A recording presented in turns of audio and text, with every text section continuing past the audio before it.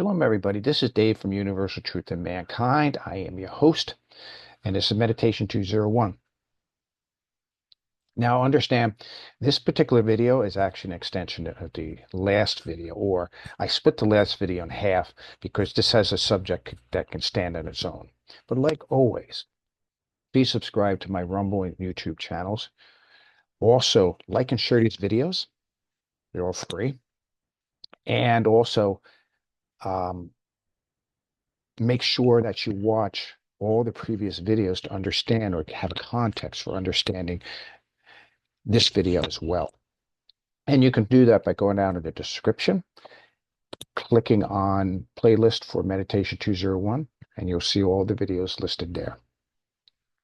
Also, if you have questions or comments, you can email me if you want to keep it kind of private, or just post it. Either way, it's welcome. Thank you so much, and enjoy the show. Let me give you another example to further hone this in. There's something called benching in Judaism. Benching is where you read a bunch, various blessings, several blessings that you do after you eat. Because when you got a full tummy, you tend to ignore God. You tend to not appreciate God. So you do the benching after the meal. Now, what's cool, what's interesting about it is if you surmise it. That's what I do now. I surmise it. My bench is a summarization of the entire benching. And here's what benching teaches us. Benching teaches us that God has given to us, and we are to appreciate the Creator. God has given us Malkut, the world, the land, the earth, the universe around us, everything the physical, the five senses in the body. He gave us all of this, and we ought to be thankful for it. But here's the catch. We are to bless this world. We are to bless the food, the animals, the plants that nourish us. We are to bless the world. We are the stewards of the world. I hope you see that. We are the blessers of the world. God has given us that task. So in other words, God gives to us blessings, and we are to continue those blessings. We take, we receive, and we share, and we bestow it upon creation. If we don't do that, creation won't improve, or at least quickly. And I think we all want it done quickly. If we receive, and it's only for us, me, myself, and I, you're egotistical, self-centered. A lot of people like that out there. Really awful. What people think they can do and what they want to do to others, even to themselves.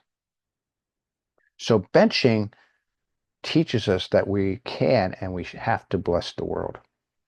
It doesn't mean we can't till the soil. It doesn't mean we can't eat an animal. It doesn't mean that we can't eat plants. I mean, there's certain animals and plants we can't touch, obviously, because they're not good for us for various reasons. Now, you may say to yourself, well, how come I can't touch certain animals? The Torah tells us don't eat a pig. Why? Because the pig is full of negative energy. And that negative energy throws your foundation out of whack. You're yesud. So you become less effective at what? Transforming this world. Why do I not pursue other religions? I learn about other religions, but I don't pursue other religions. I study them very closely. And I'm not a religious person. I'm a spiritual person. Why do I do that? Because I don't want to mess up my heart, my intelligent energies. I want to be as effective as I can. I want to have the best foundation I can. And I want to be able to transform as much of this world as I possibly can. Why do I make a covenant with the Creator? Why do I make him my authority and no other little g? There's only one big G. I'm the little g, and I follow the little g. You want proof of us being little g's? Well, there you go. We can transform the world we're in. We become little images of the Creator,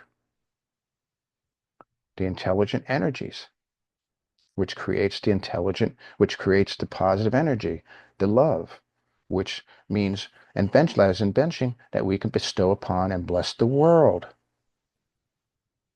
You see how this works? It's like it's very mechanical in the process that's taking place here. And once the art is in place, then I carry out the thought of creation the best I can, the design of creation, and the fabricator creation.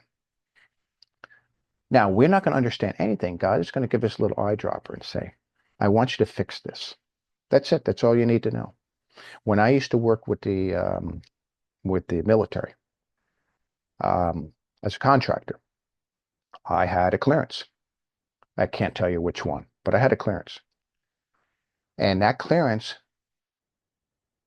entrusted me on information that I would not share with others, but under one condition: only as needed. In other words, I have all this information, let's say A to Z, and this person who's trying to do his job, he may have to know the information about O, and I will guide him and I'll explain O to him, but that's all he gets. And that O will help him complete his task. He gets no more information. He has no more information. Other than that, it's just enough to complete his task. That's the way the Creator is. We don't have a clearance to know the entire thought, the entire design, and the entire fabrication of the universe. An individual may be very focused, and the Creator will go, okay, you are to become a doctor. What kind of a doctor? You are to become a holistic doctor. What kind of a holistic doctor? An energetic. You're going to get into energetic doctoring, and you're going to focus specifically on diabetes. That's all you need to know, and that's going to be your focus. You follow. You don't have to know about the other things. That is your task, your purpose, and he's going to give you all the material you need and opportunities you need to learn that subject and to apply it. And that's how it worked with me. So we're not all the same. So God is different to each one of us, as I explained in the previous videos, where I mentioned about the blessing of the Amida, or the Shemona Esrei, the 18 blessings. And in those blessings, the very first blessing says the God of Abraham, the God of Isaac, and the God of Jacob. Why not the God of Abraham, Isaac, and Jacob? Different experiences, different roles, different purposes, different needs. So God is different to each. That's why there's different names of the Creator in creation. In the Torah. Because somebody needed, you're in this place or that place. You need the Creator. He's also the great orchestrator to me. He orchestrates my life, and I have to take advantage of those opportunities he gives me. To what? Learn to become better me. So when we pull this all together, me, myself, and I, not part of the picture, but my mind, my intuitive mind, my rational mind, my intelligent energies, my chakra energies, and my physical existence fused together with what? The great, the thought of creation, the designer of creation, and the fabricator creation. And now I have self. Why? Because I'm connected to the eternal self. And so all these parts of myself becomes its self.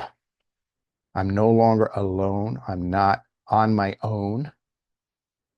And I set myself up for what? Downloads and communication with the Creator. That's why we are considered what's called a speaking soul, because we have the ability to connect to the Creator. We have the still soul, like sand and rock. We had the vegetative soul, like plants. We had the animal soul. We have all this in us. Animal soul. And we have the speaking soul. And if you follow those souls and you go from the bottom, Malkut being the still soul, and so on and so forth, you see that picture being infused in there as well. Anyway, this may be a little lengthier than I would like to be, but I don't want to miss out. I'm not in a rush, and I want to make sure that you have a best opportunity possible to understand what I'm talking about and how to encourage yourself to move forward to becoming itself. Take care, everybody. Shalom, shalom.